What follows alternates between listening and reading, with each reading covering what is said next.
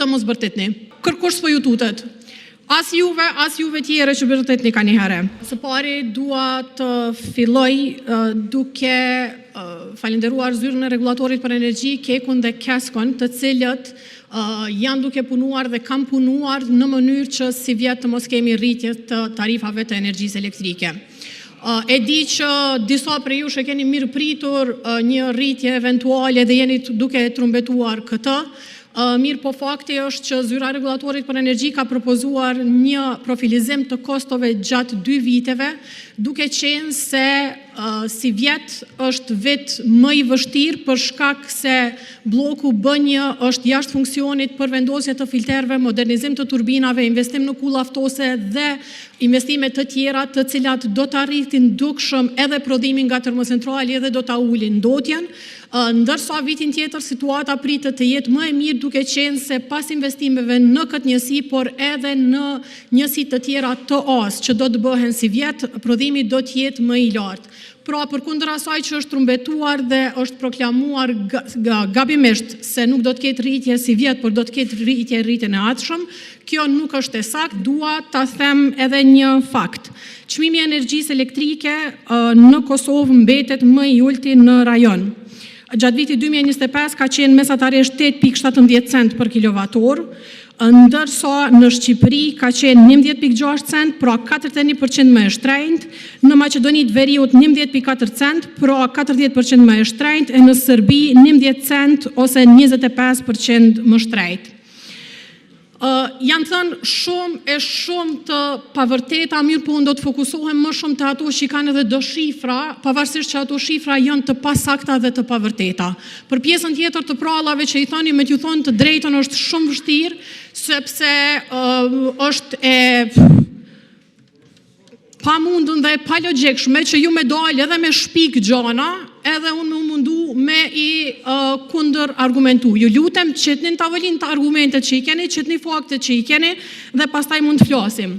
Një prej gënjeshtrave më të mëdha që ju thonë gjatë këtyre viteve e gjatë këtyre muajve, është ju lutem mos bërtetni. Është kërkush s'po ju tutet. As juve tjere që bërtetni ka një herë. Është thonë një prej gënjeshtrave që është përsërit mësë shumëti, e që qytetarët fatkeqësisht menojnë që është e vërtet, është shifra për shembull e importit energjisë elektrike që është 259 milion euro që ka qenë vitin e kaluar.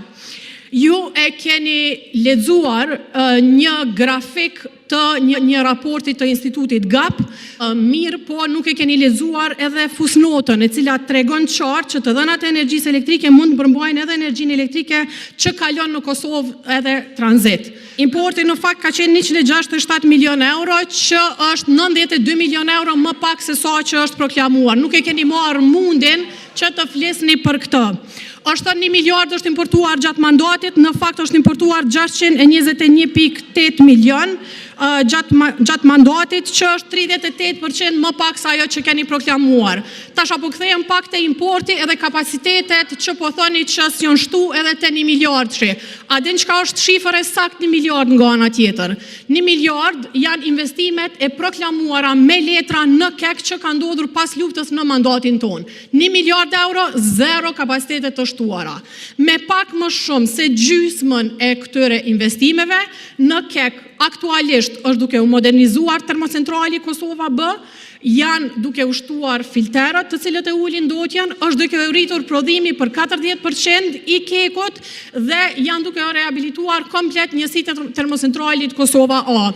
Si rezultat i kësaj, Kosova pritet të bëhet neto eksportuese e energjisë elektrike në vitin 2028. Prodhimi i kekut, keni thënë shpesh herë, është ullë, me qëllim për me importu. Nëse i shihni shifrat reale, gjatë viteve 2021-2025, prodhimi i kekut ka qenë veç 1% më i ulët krahasuar me 5 vjeçarin paraprak. Mesatarisht ka 5.45 milion megavator, krahasuar me 5.51 milion megavator gjatë 5 vjeçarit të kaluar.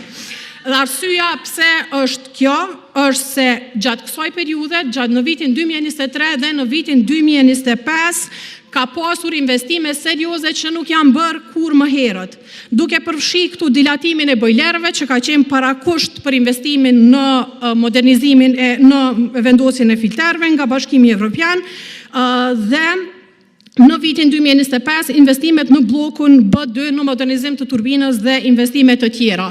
Pra me të gjitha këto investime dhe me muaj të tërë që kanë qenë bloqet janë funksionit, jo për arsye tjetër, po me qëllim të rritjes sigurisë furnizimit edhe kryerjes investimeve që s'janë bërë kur më herët, kemi pasur një rritje të përkohshme të importit, por që është e përkohshme e që e ardhmja do të jetë shumë e sigurt për 20 vitet e ardhshme si rrjedhoi e këtyre investimeve që po bëhen tash.